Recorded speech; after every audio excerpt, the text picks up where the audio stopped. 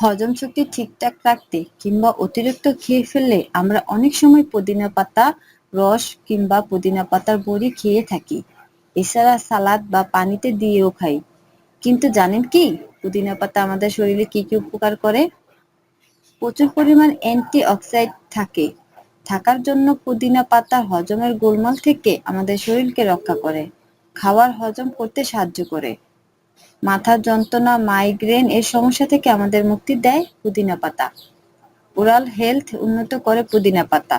মুখের মধ্যে ব্যাকটেরিয়ার কারণে মুখ দুর্গন্ধ দূর করে।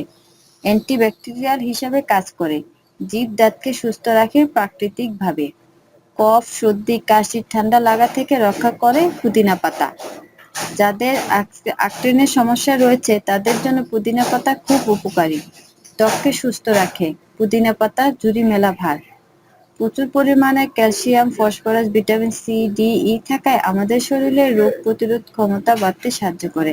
আমার চ্যানেলকে সাবস্ক্রাইব করুন, আমার চ্যানেলের সাথেই থাকুন। ধন্যবাদ।